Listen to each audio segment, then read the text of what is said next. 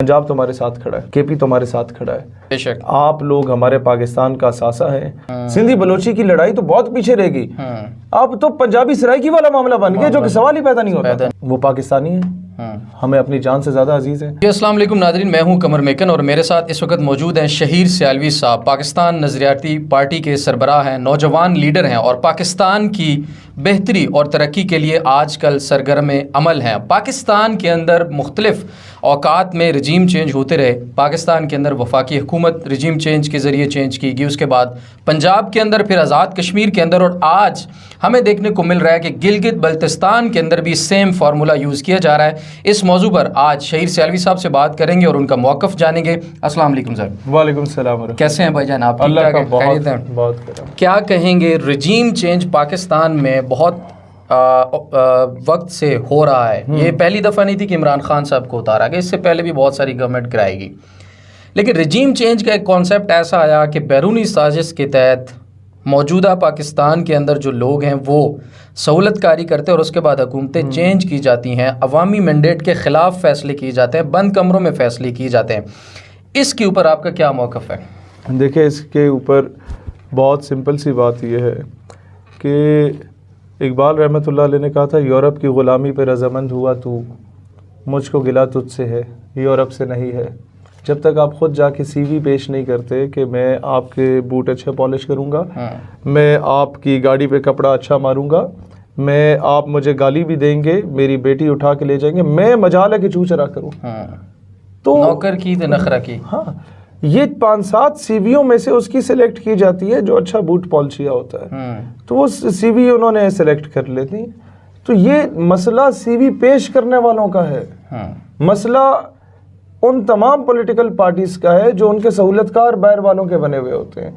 तो आज हमें ये डिसाइड करना है कि आज हमने, मेरा एक जमात है, आपकी दूसरी जमात है, आपको अगर गिराने के लिए मैं सहूलतकारी कर रहा हूँ किसी बाहर के एजेंडे की, तो इसका मतलब है कि मैं अपनी कुर्सी के साथ तो सिंसियर हूँ लेकिन रियासत के साथ सिंसियर नहीं हूँ। और फिर आप ये देखें, जब से ये गवर्नमेंट आई, इंटरनेशनल इन्वेस्टर ने पाकिस्तान में आना छोड़ दिया, बिल्कुल इन्वेस्टमेंट छोड़ दी है।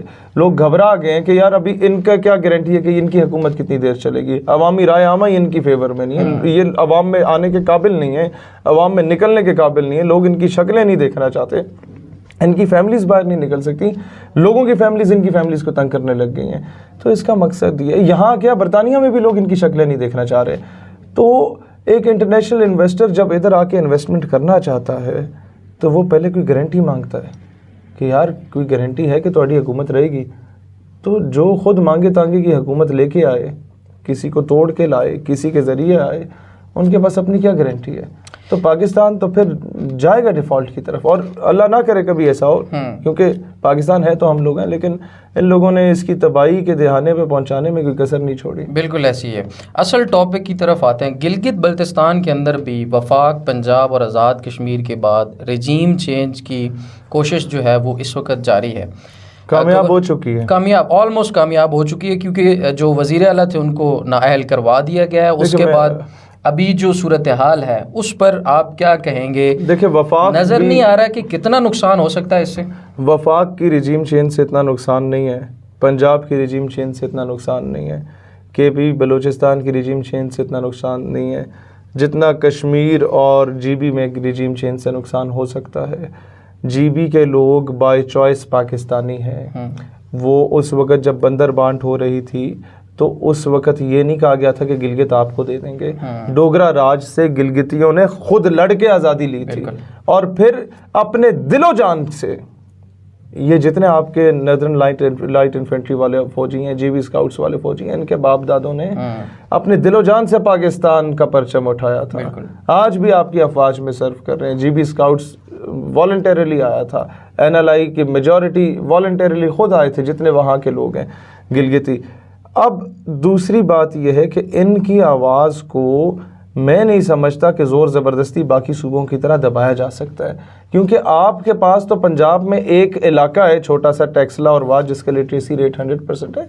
गिलगित जिसे आप सूबे का दर्जा दे रहे हैं या इंतज़ामी इकाई का दर्जा दे रहे हैं, उसके 10 के 10 अजला का लिटरेसी रेट 99% है। सर आप what to talk about Hunza या स्कर्दू या गिलगित ना, आप द्यामर, गिलगित और द्यामर, अस्तोर और गिजर का ही अगर देख लें तो वहाँ का लिटरेसी रेट भी इस तरह का है। लोग वहाँ दांत डंगर अपने जानवर बेच देते हैं, ज़मीनें बेच देंगे, जेवर वहाँ की औरतें बेच देंगी और अपनी बेटियों को पढ़ाएंगी। बेटे तो फिर बेटे हैं। वहाँ आप जाएंगे तो आपको एक रेडी लगाने वाला भी नजर आएगा तो उसने बैचलर्स किया हुआ है। तो वो जो जमहूरी स्ट्रगल करते हैं उसको रोका नहीं जा सकता और इंडिया उसका बेनिफिट उठाएगा। इंडिया कहेगा कि जी हम जो जम्मू में कर रहे हैं, कश्मीर में कर रहे हैं, जो लद्दाख में कर रहे हैं वो जस्टिफाइड है, आप लोग यहाँ क्या कर रहे हैं। एक चीज़ मैं बताऊँ गिलगितियों को, इससे पहले कि कोई वहाँ एक बहुत बड़ा मूव उठे, पंजाब तुम्हारे साथ खड़ा है, केपी तुम्हारे साथ खड़ा है। मैं कभी ख़ुद को पंजाबी नहीं कहता, मेरी पहचान मुसलमान है और पाकिस्तानी है, लेकिन आज गिलगितियों मैं बतौर पंजाबी कह रहा हूँ कि मेरी सिंपथीज़, ये बतौर मीडिया वाला मेरा भाई पंजाब का है, इसकी सिंपथीज़ आप लोगों के साथ हैं। बेशक आप लोग हमारे पाकिस्तान का सासा हैं।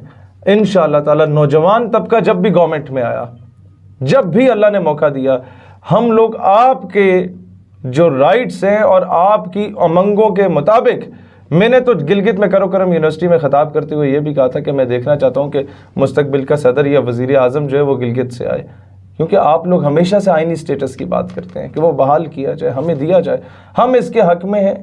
और कोई इसमें हुकाम बाला में से हो या ना हो, वो आपने कभी ये नहीं सोचना कि वो 22 करोड़ पाकिस्तानियों के जज्बात के तर्जुमानी कर रहे हैं, कभी भी नहीं कर रहे। वो लाए गए हैं जिस तरह माजी की हुकूमतें लाई गई हैं। पाकिस्तान की 22 करोड़ अवाम अपने गिलगिती बहनों और भाइयों के साथ खड़ी है। आप यहाँ पर पिंडी में पढ़ने आते हैं, कराची में आते हैं, लाहौर में आते हैं, आपने कभी कोई नहीं देखा होगा कि आप गिलगिती है तो आपसे नफरत की, आपसे ज़्यादा मोहब्बत की जाती है, क्योंकि आपका अखलाक पाकिस्तान में सबसे अच्छा अखलाक है। सर आप देखिए, आप घूमने फिरने जिन इलाकों में भी जाए ना, हम लोग कहते हैं केपीके के लोग सबसे प्यारे हैं, मेहमान नवाज है, और इसमें कोई शक नहीं है। लेकिन गिलगित जाके आप केपीके की मेहमान नवाजी भी भूल जाते हैं। वहाँ जाके आप दस्तक देना किसी घर पे कि जनाब मुझे पानी चाहिए, मैं मेहमान हूँ, तो मजा लेके खाना खिलाए बगैर आपको बेशक ऐसी है। वहाँ के लोग बहुत शेर भाई, एक चीज़ और बड़ी वाज़ेह है इस वक्त, अवामी मैंडेट जो है अवाम की उमंगों के मुताबिक कानून में भी है कि भाई जब असम्बलियाँ टूटती हैं या मुद्दत पूरी हो जाती है तो इलेक्शन का हक अवामी हक है। अवाम का बुनियादी हकूक में से एक हक ये भी है कि उनको हक राय दे, यानी वोट का हक देना चाहिए। पंजाब और केपीके के अंदर अभी तक इलेक्शन नहीं करवाए जा रहे। गिलगित के अंदर भी मैं थोड़ा सा एक चीज़ का कायल हूँ, मैं कभी इस चीज़ का कायल नहीं हूँ कि पंजाब के इलेक्शन पहले हो जाएं और बाकी बाद में हो। असम्बलियाँ टूट गई, वफाक को गैरत करके असम्बली तोड़ देनी चाहिए थी और इकट्ठे इलेक्शन होते। उसकी वजह यह है कि अगर पंजाब और केपी में पहले हो जाते हैं तो सिंध और बलूचिस्तान कभी भी पंजाब डोमिनेट गवर्नमेंट नहीं चलने देता। वो कहते हैं कि भाई नहीं, ये ज्यादती हुई है, पंजाब वाले जीत गए, अब इनका असर रसूख वफाक पे भी होगा और हमारे इलेक्शंस जो है ना वो डिस्टर्ब होंगे। तो ये फिर सूबों में तफरीक हो जाती है और इसी में दुश्मन कामयाब होता है। कभी उसने आपको शिया सुन्नी बना के लड़ाना है, कभी उसने आपको बरेलवी देवबंदी बना के लड़ाना है, कभी उसने आपको इस चीज़ पर लड़ा देना है कि जी तुसी सराइकी हो तो मैं पंजाबी हैं। अब तो बात यहाँ पे आ गई ना, पंजाबी पठान तो बहुत पीछे रह गया, सिंधी बलोची की लड़ाई तो बहुत पीछे रह गई, अब तो पंजाबी सराइकी वाला मामला बन गया जो कि सवाल ही पैदा नहीं होता। तो दुश्मन इसमें बहुत कामयाब है और हम लोग अभी तक जो है ना वो अपनों की वीडियोस बनाने में मसरूफ हैं। इस तकसीम का फ़ायदा सबसे ज़्यादा किसको होगा और क्या पाकिस्तान का नुकसान गिलगित में की जाने वाली जो अभी की जा रही है रजीम चेंज, इसका किसी हुकाम बाला में से किसी को नज़र नहीं आ रहा? वो क्या चाहते हैं कि पाकिस्तान का मज़ीद कितना नुकसान हो? हुकाम बाला में से किसी को पता ही नहीं है गिलगित के बारे में, उसके इम्पोर्टेंस के बारे में। उन्हें तो आप जाके उनसे पूछें ना, आप वज़ीर आज़म के पास जाएं, उन्हें के गिलगित के अजला कितने और उनके नाम ज़रा हमें बता दें। नहीं पता होगा किसी को। बिलावल के पास जाएं, गिलगित के अजला कितने और नाम बताएं। इवन खान साहब से पूछ लें, उसे स्कर्दू, गिलगित और हुंजा के अलावा चौथा नाम नहीं पता होगा। सर ये इतने सिंसियर हैं ये सारी बड़ी जमातें, इनको इन चीज़ों के बारे में, ग्राउंड रियलिटीज़ के बारे में, वहाँ के लोगों की इम्पोर्टेंस के बारे में, उनकी सोच के बारे में, उनकी फ़िक्र के बारे में, उनकी तरजीहात के बारे में नहीं पता होता। तो जब तक आपको इन चीज़ों का नहीं पता, और क्यों नहीं पता होता, जब आपको बना बनाया एक स्ट्रक्चर दे दिया जाता है। अब मरियम बीबी इस कौम के मुस्तकबिल का फ़ैसला कर रही है, बिलावल इस कौम के मुस्तकबिल का फ़ैसला कर रहे हैं, दुबई में 2 ख़ानदान बैठ के 25 करोड़ मुर्दों के मुस्तकबिल का फ़ैसला कर रहे हैं, तो फिर what to talk about those 2-3 million Gilgitis. आखिर में गिलगित वाले भाइयों के लिए आपका क्या मैसेज होगा? सर पूरी कौम इनके साथ खड़ी है, वो पाकिस्तानी है, हमें अपनी जान से ज़्यादा अजीज़ है। एक चीज़ याद रखिएगा, इसमें रियासत का अमल दखल नहीं है, इस पे 2-3 ख़ानदानों का अमल दखल है। इसमें अमल दखल पंजाबियों का नहीं है, बलोचों का नहीं है, सिंधियों का नहीं है, पठानों का नहीं है, कश्मीरियों का नहीं है। हम आपके साथ खड़े हैं और इन 2-3 ख़ानदानों के ख़िलाफ़ अलम बगावत आप वहाँ बुलंद करें, हम यहाँ बुलंद करेंगे और पाकिस्तान को हकीकी मैनों में एक आज़ाद और ख़ुद मुख्तार रियासत बनाएंगे जो अपने फ़ैसले ख़ुद करेगा, जो झोली नहीं फैलाएगा किसी के आगे जाके, और इंशाल्लाह जिसकी हाँ और ना में अक़वाम आलम के फ़ैसले हुआ करेंगे। ये हम सब मिल के अपने गिलगितियों के साथ पाकिस्तान को उस मकाम पे पहुँचाएँगे। तो नेवर लूज़ होप, क्योंकि आप हिम्मत हार गए ना तो पाकिस्तान ने गिर जाना है। आप लोग हमारा असासा हो गिलगितियों, आपका लिटरेसी रेट हमारा असासा है, हमारी गिलगिती बहनें, हमारे गिलगिती भाई, आपका टैलेंट पाकिस्तान का कीमती असासा है। कभी हिम्मत नहीं हारनी, पाकिस्तान पाइंदाबाद। जी बहुत शुक्रिया नाजरीन। शहीर सियालवी साहब के साथ कमर मेकन को दीजिए इजाज़त। अपना बहुत सारा ख्याल रखिए और अपने पाकिस्तान के लिए जितना काम, मेहनत, ईमानदारी से कर सकते हैं वो जारी रखिए। पाकिस्तान जिंदाबाद।